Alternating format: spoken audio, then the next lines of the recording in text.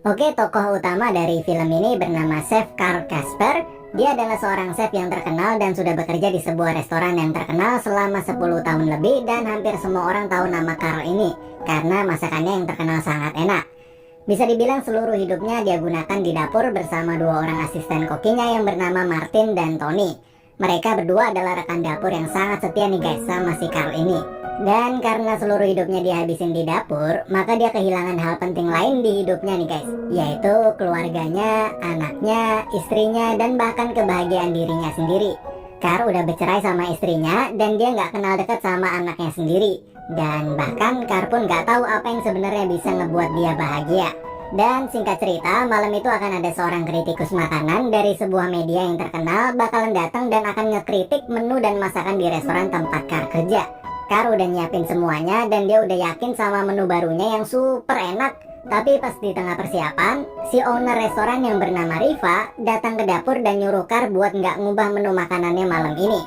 Dan nyuruh Carl tetap masak menu yang sama dengan yang tiap hari disajiin di restoran. Karena owner restoran itu nganggep bahwa itulah menu yang terkenal di restoran itu. Tapi Carl beda pendapat nih guys. Dia ngerasa kalau menu itu udah 10 tahun lebih setiap harinya dihidangin di restoran itu, dan si kritikus makanan itu juga udah pernah nyicipin menu itu sebelumnya. Jadi Carl ngerasa harus membuat sesuatu yang baru, yang berbeda dari yang sebelumnya. Dan tentunya di malam sebelumnya si Carl udah nyoba dan berhasil ngebuat menu yang enak banget.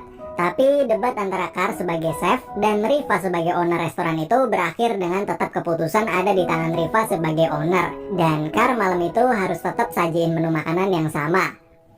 Singkat cerita, datanglah si kritikus makanan itu yang bernama Ramsay.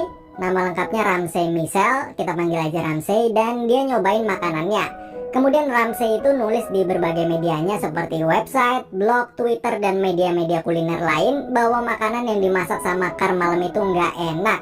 Coklatnya kurang melted, membosankan, dan menunya pun sama seperti apa yang pernah kritikus itu makan 10 tahun lalu. Membaca tulisan si Ramsay itu, Carl pun langsung down karena seluruh hidupnya dia dedikasiin sebagai chef, tapi ternyata masakannya mengecewakan. Lalu Chef Carl itu nggak tidur dan nggak pulang, dan ngabisin waktunya semalaman buat masak dan nyoba buat masakan baru seenak mungkin. Tanpa terasa waktu udah pagi, dan Martin sama Tony yaitu asisten kokinya yang baru datang ke dapur pun langsung nyobain masakan baru Chef Carl itu. Dan pada kaget semua karena enak banget. Kedua asisten Carl itu bilang kalau kritikan dari si kritikus makanan yang kemarin itu jadi trending topik di Twitter sekarang. Tapi karena Chef Carl nggak punya Twitter dan nggak tahu apa itu Twitter, maka dia jadi cuek. Lalu waktu malam setelah pulang kerja, Carl di rumah bareng anaknya nih guys. Dan Carl lalu minta ke anaknya buat dibuatin akun Twitter dan diajarin cara ngegunainnya.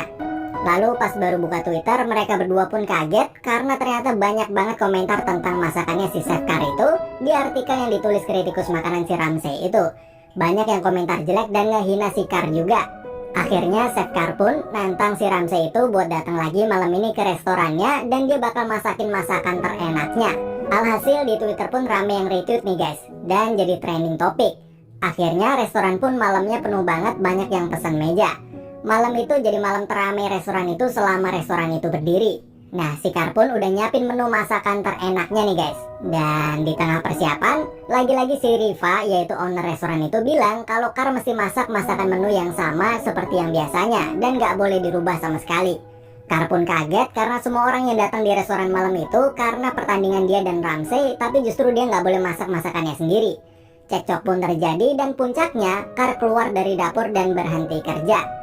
Tapi pas Carl ngajak dua asistennya yang selalu setia itu, yaitu si Tony dan Martin buat keluar juga, sayangnya dua orang yang paling setia sama Carl selama ini pun milih untuk tetap stay di restoran. Dan akhirnya Carl pun keluar sendirian. Datanglah si Ramsay yang udah siap buat nyobain masakan barunya si Carl, tapi justru dia disajiin masakan yang sama kayak kemarin dan dia nggak ngeliat Carl sama sekali di dapur. Akhirnya si Ramsay itu nulis di Twitter kalau Carl itu takut bertanding sama dia dan pengecut lah intinya gitu. Nah pas Carl baru sampai rumah dan dia baca Twitternya si Ramsay itu, akhirnya Carl pun emosi dan balik lagi ke restoran serta marah-marah di sana dan ngebuat kekacauan di restoran. Ada banyak pengunjung yang rekam hal itu dan videonya viral dan nama baik Carl pun hancur. Setelah keluar dari restoran itu, dia nggak dapat tawaran kerja sama sekali dari restoran manapun dan dia pun nganggur sekarang. Dia ditawari sama seorang agen buat jadi chef utama di acara TV Hell's Kitchen. Mungkin kalian semua udah tahu ya teman-teman. Nah, menurut agen itu, Hell's Kitchen cocok sama cara Carl marah-marah kemarin. Tapi Carl nggak mau dan nolak tawaran itu.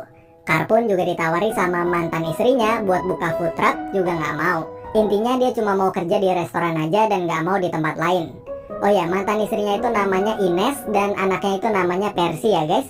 Oke, singkat cerita Ines dan Percy mau ke Miami atau Miami. Oke lah, nah terus Ines minta Carl ikut. Nah, nanti Carl digaji sama Ines nih. Di sana kerjanya cuma disuruh jagain anaknya sendiri. Karena Ines di sana ada kerjaan dan gak sempet jagain si Percy. Di sana pun untuk pertama kalinya Percy ngerasain berlibur bareng semua keluarganya lengkap. Dan Percy baru pertama kali ngeliat sisi-sisi lain dari si Carl ini, yaitu seperti jogetannya si Carl dan yang lain sebagainya. Waktu pun berlalu dan Carl mulai merenung kenapa nggak dia terima aja tawaran dari si Ines buat buka food truck. Dan semuanya juga dimodalin sama si Ines. Akhirnya Carl pun setuju dan datanglah truknya. Tapi kondisi truknya parah banget nih guys, karena dari mobil bekas mungkin. Dan singkat cerita Carl dan anaknya beresin semuanya berdua bareng. Setelah semua bersih dan beres, Carl pun mikir kalau dia bakal kesusahan masak di dapur sendirian, cuma dibantuin sama si Percy doang. Tiba-tiba datanglah si Martin, yaitu salah satu mantan asistennya di dapur dulu, yang bilang mau gabung ke food trucknya Carl karena udah muak sama restoran si Riva itu. Dan yap, mulailah mereka bertiga akhirnya langsung mulai buka food trucknya saat itu juga, dengan pelanggannya yaitu para tukang di sekitar tempat itu.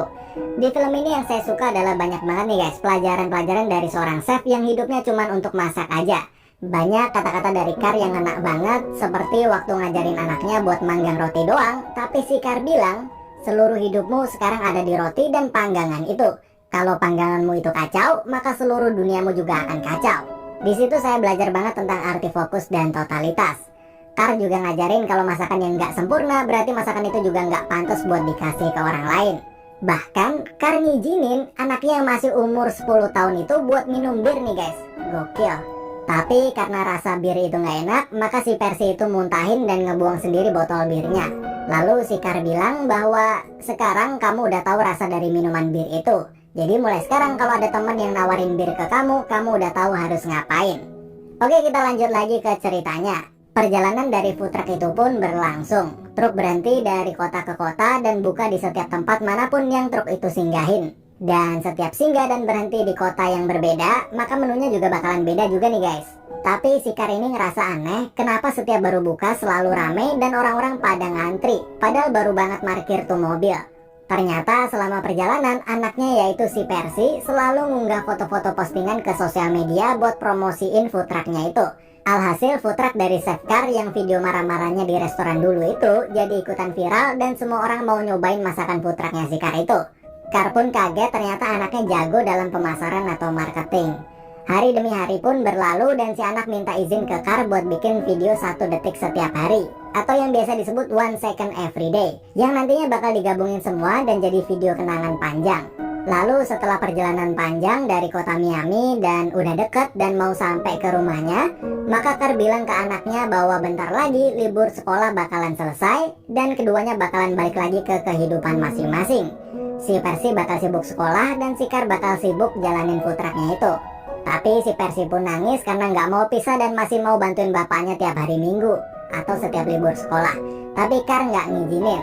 Percy yang dari kecil nggak pernah ngerasa sedekat itu sama bapaknya, tapi sekarang harus pisah lagi pun nangis tapi tetap bisa nerima keputusan ayahnya itu. Nah, pas sudah sampai rumah dan udah pisah, Carl pun ngerenung dan ngerasa kesepian lagi setelah berpisah sama anaknya itu. Lalu nggak lama anaknya ngirimin ke emailnya si Carl hasil video dari 1 second every day-nya itu. Dan si Carl pun nonton semua kenangan sama anaknya itu sambil terharu. Akhirnya Carl pun berubah pikiran dan nelpon si anaknya itu, yaitu si Percy, dan bilang bahwa anaknya boleh bantuin Carl di food truck setiap akhir pekan atau setiap libur sekolah. Lalu si Ines, mantan istrinya Carl pun kelihatannya juga berhenti kerja nih guys, dan sekarang bantuin kerja di food truck itu sebagai waitressnya. Gak lama di saat mereka semua lagi kerja, tiba-tiba datanglah si Ramsey Michel, yaitu kritikus makanan yang dulu sempat cekcok sama dia itu.